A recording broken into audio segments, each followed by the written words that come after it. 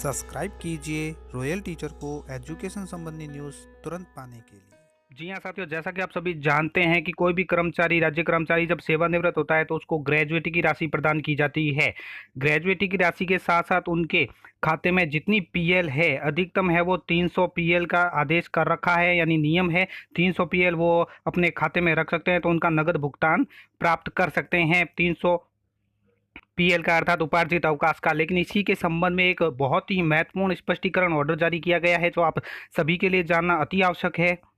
यह आदेश राजस्थान सरकार शिक्षा ग्रुप विभाग की ओर से जारी किया गया है। निदेशक माध्यमिक शिक्षा राजस्थान बीकानेर को विषय है ग्रेजुएटी के भुगतान के संबंध में मार्गदर्शन के संबंध में। यहाँ पे दोस्तों ग्रेजुएटी के भुगतान के मार्गदर्शन के संबंध में ग्रेजुएटी के जो भुगतान है उसके संबंध में मार्गदर्शन चाहा गया था।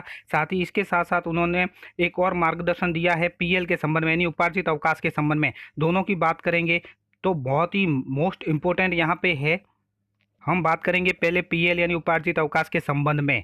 यद्यपि यहाँ पॉइंट नंबर 2 आप देख पा रहे होंगे, पॉइंट नंबर 2, यद्यपि स्कूल शिक्षा ने सेवानिवृत्ति पर अनुपयोजित अवकाश के संबंध में मार्गदर्शन नहीं चाहा है, यानी स्कूल शिक्षा ने इनसे जो अनुपयोजित अवकाश के संबंध में जो मार्गदर्शन है वो नहीं चाहा, लेकिन ग्रेजुएटी के साथ साथ सेवानिवृत्ति पर अनुपयोजित अवकाश के संबंध में आपके पत्र दिनांक 23/6/2020 द्वारा समस्त जिला शिक्षा अधिकारियों को स्पष्ट कर दिया गया था कि राजस्थान स्वेच्छा ग्रामीण सेवा नियम 2010 के अंतर्गत समायोजित नियोजन पश्चात अर्जित उपार्जित अवकाश के अनुपयोजित शेष रहे सेवानिवृत्ति पर नगद भुगतान का राजस्थान सेवा नियम 19(1)(b) के अनुसार 300 की सीमा ही देय है।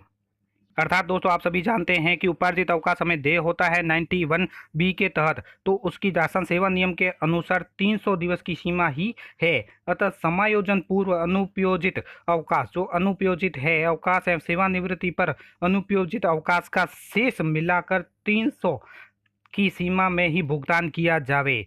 ये बहुत ही इंपॉर्टेंट बात की गई है यहाँ पे कि अनुपयोजित अवकाश जितने भी हैं सेवानिवृत्ति पर अनुपयोजित अवकाश का जो शेष रह गया है कुल मिलाकर 300 दिवस क्या ही सीमा है उसका ही भुगतान किया जाए। यहाँ पे उदाहरण के द्वारा समझाया गया है कि यदि कार्मिक ने समायोजन पूर्व 300 दिवस का अनुपयोजित अवकाश का नगद भुगतान प्राप्त कर लिया है तो सेवानिवृत्ति पर कोई भुगतान देय नहीं होगा, और यदि 300 दिवस से कम का भुगतान प्राप्त किया है तो शेष दिवस का नगद भुगतान प्राप्त किया जा सकता है। आपके पत्र दिनांक 23/6/2020 द्वारा जिला शिक्षा अधिकारियों को दी गई उक्त राय की पुष्टि की जाती है।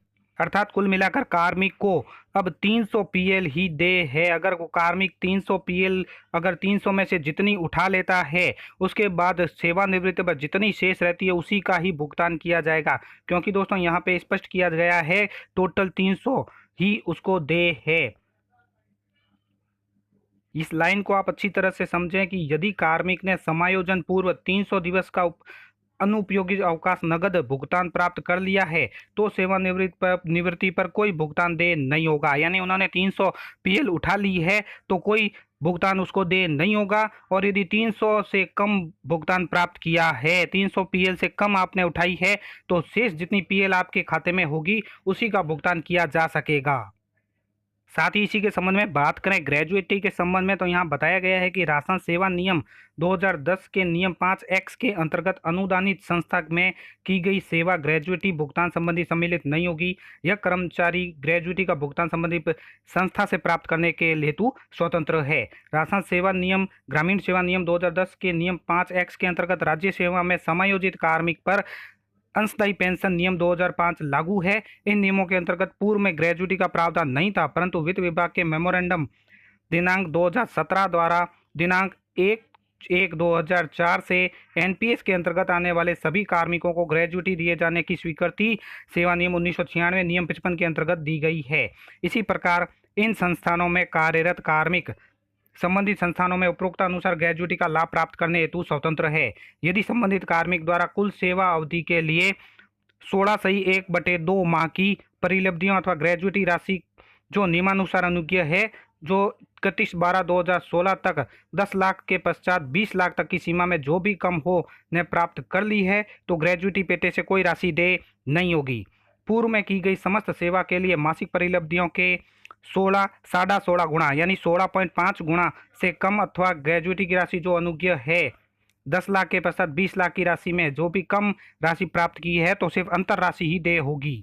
इसी को भी उदाहरण द्वारा समझाया गया है कि यदि 12 माह की परिलब्धियों के बराबर परंतु ग्रेजुएटी पूर्व प्राप्त कर ली गई है तो 4.5 माह की परिलब्धियों के बराबर ग्रेजुएटी राशि की अधिकतम सीमा तक तत्समय लागू नियमों के अनुसार राशि देय होगी। जिस अवधि में जितनी माह की सेवा ग्रेजुएटी परियोजना संस्था में दी गई थी उस अवधि का भुगतान है वो संबंधित संस्था द्वारा ही किया जाएगा। राज्य सेवा में समायोजित होने के उपरांत 16.5 माह की परिलब्धियों से कम परिलब्धियों के लिए जो ग्रेजुएटी की राशि का अंतर राशि नियमानुसार बनेगी वह राज्य सरकार के मद से भुगतान की जाएगी। तो ये था दोस्तों ग्रेजुएटी और जो नगद भुगतान है पीएल के संबंध में अति महत्वपूर्ण ऑर्डर जिसको मैंने आपको सबको बताया। उम्मीद है दोस्तों ये वीडियो आपको पसंद आई होगी। वीडियो पसंद आए तो जरूर लाइक शेयर और सब्सक्राइब कीजिए। पास में आने वाले घंटी के बटन को जरूर दबाएं एजुकेशन संबंधी न्यूज़ तुरंत पाने के लिए।